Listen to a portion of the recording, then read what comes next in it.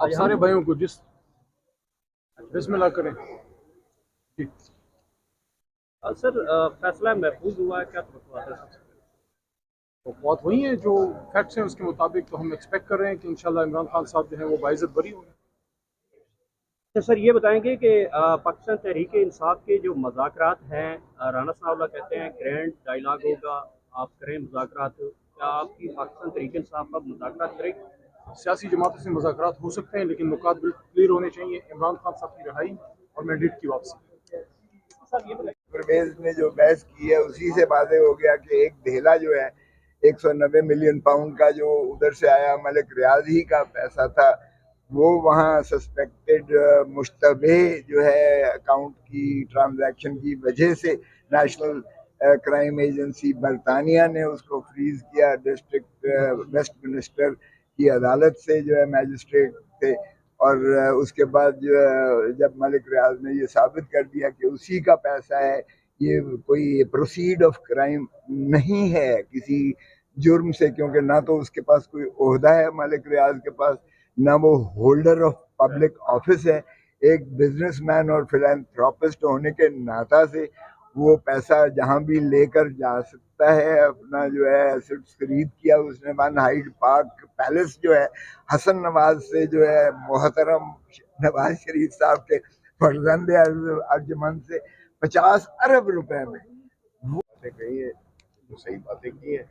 और ये भी एक बड़ी खुशहाइन बात है कि हमारे जो ऑनरेबल जजेस हैं वो इस तरह की बात करें तो उसका बहुत ज़्यादा वज़न है, क्योंकि वही इंसाफ को डिस्पेंस करते हैं और वही ये समझते हैं कि जो हुआ 9 मई को स्टार्टिंग फ्रॉम कोर्ट की इस्लामाबाद हाई कोर्ट में उनकी गिरफ्तारी जिस तरीके से हुई, सब कुछ हुआ, तोड़ फोड़ हुई, तो मेरा ख्याल है कि ये सारी चीज़ें अब सामने आनी चाहिए। सर लास्ट ये बताइएगा कि पार्लिमानी लीडर के हवाले से कुछ बात चल रही है, तो उसके हवाले से कुछ नाम फाइनल हुआ है सियासी कमेटी में मामला?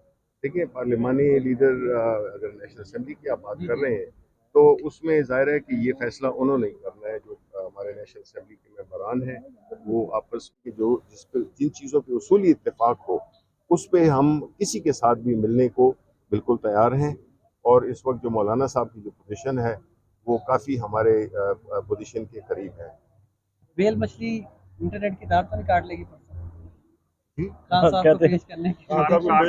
शार्क जो है वो इंटरनेट बंद ना करते। हाँ, बिल्कुल जी। देखें, ये तो इससे देखें खान साहब लोगों के दिलों में बसते हैं और लोगों ने अपने वोट के जरिए ये साबित किया है कि ये सिर्फ बातें नहीं थी, बल्कि लोगों ने अमली तौर पर बावजूद इसके कि कितनी रुकावटें डाली गई, इंतखाबी निशान लिया गया, लेकिन उसके बावजूद लोगों ने अपने लीडर की निशानदही की और वो इमरान खान की सूरत में, और उन्होंने उनको वोट दिया।